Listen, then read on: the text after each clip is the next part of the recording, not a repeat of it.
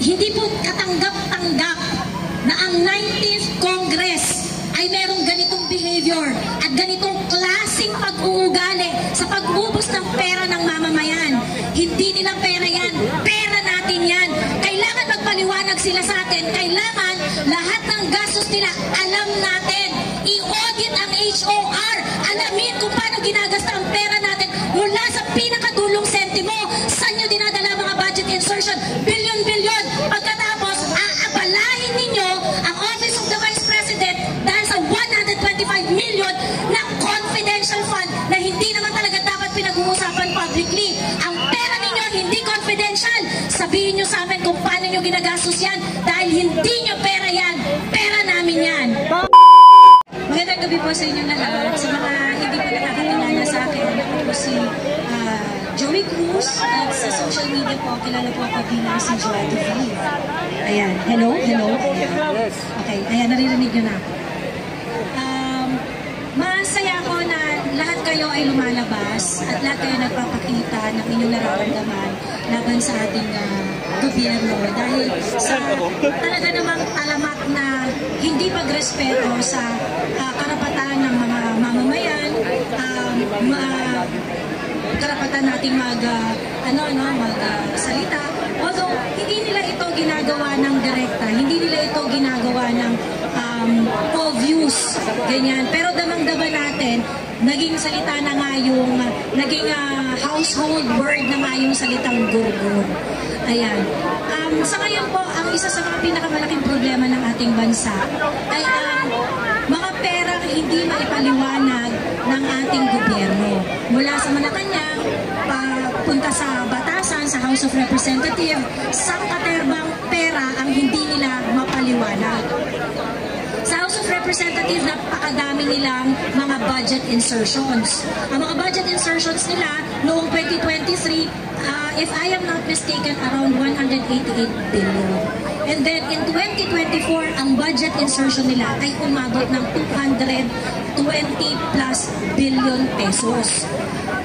Napakalaking pera po nito. Kung matatandaan natin, at alam natin lahat naman yung nangyari last week, at itong mga nakaraang 2 taon, ginigit-git nila si Inday Sara sa halagang 125 million na pera na confidential. At gusto nilang malaman kung paano ginagastos ito hanggang sa pinakadulong sentimo. Sa totoo lang ho, wala akong problema kung gusto nilang malaman yung gusto nilang busisiin ang paggasta ng Office of the Vice President. Kaso nga lang, ang unfair dito, 125 million pesos, confidential nga, hindi ito para sa public discussion, pero ginigipit ninyo yung tao, inaabala nyo yung trabaho.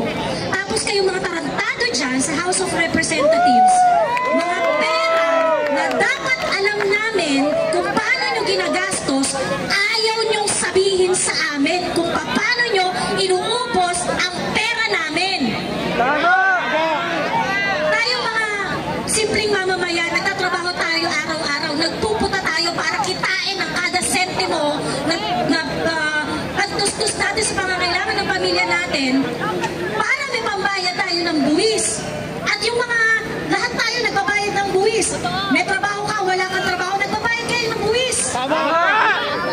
Lahat ng kinukonsumo ninyo, merong mga taxes yan. Nagtatrabaho kayo, nangangamungan kayo, meron ka kayong taxes na binabayaran.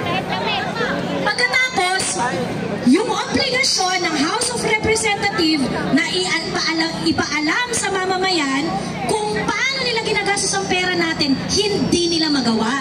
Pagkatapos ng mga gunggong, uupo sa mga committee hearing, kung magsalita, kala mo, napakalilinis na mga putang ina.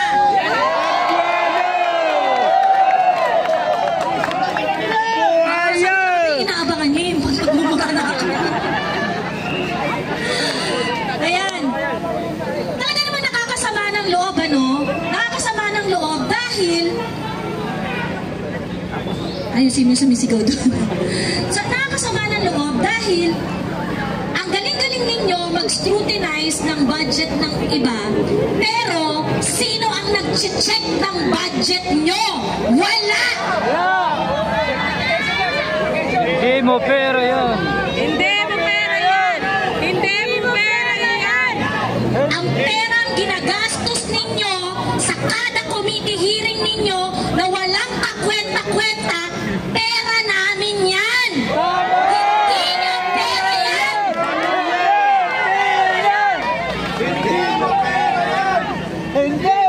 Ang mga ayudang pinapamigay nyo ni 5,000, pera namin yan.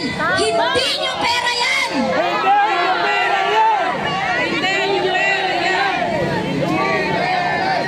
Mga pinamimigay ninyo sa mga bagong Pilipina Servicio Fair ninyo na kung ano-ano, pera namin yan.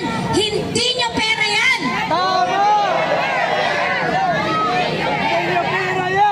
Yung mga pinambibili ninyo ng mga Ernest na mga kabit ninyo, hindi nyo pera yan. Pera namin yan.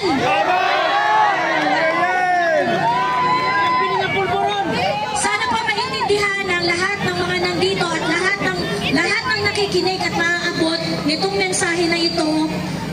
Hindi po katanggap-tanggap na ang 19th Congress ay merong ganitong behavior at ganitong klaseng pag-uugali sa pag-ubos ng pera ng mamamayan. Hindi nila pera yan. Pera natin yan. Kailangan magpaliwanag sila sa atin. Kailangan lahat ng gastos nila alam natin. I-audit ang HOR. Alamin kung paano ginagasta ang pera natin mula sa pinakadulong sentimo. Saan nyo dinadala mga budget insertion? Bilyon-bilyon. Pagkatapos, aabalahin ninyo ang Office of the Vice President dahil sa 125 million na confidential fund na hindi naman talaga dapat pinag-uusapan publicly. Ang pera ninyo hindi confidential. Sabihin nyo sa amin kung paano nyo ginagastos yan dahil hindi nyo pera yan. Pera namin yan.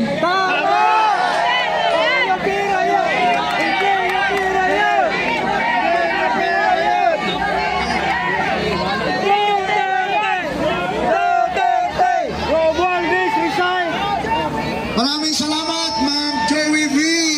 Palakpakan natin si Ma'am Joey V. Napakatapang na dilag. Diyan nyo makikita kung gaano katapang ang mga Pilipina ngayon. Kanina si Ma'am MJ, ngayon si Ma'am Joey. Sino ba ang susunod na Gabriela? Hindi party list ha. Gabriela ng Pilipinas. Sino ba? Alam nyo mga kasama, mga kababayan, ha? Sinasabi, bawat congressman, ordinary congressman, ang kanyang CDF or PDAF or whatever you call it, 70 million a year. Isang congressman niya, 70 million a year. Sa isang term nila, 3 years. So sa isang term nila, 210 million pesos ang kanilang PDAF o CDF.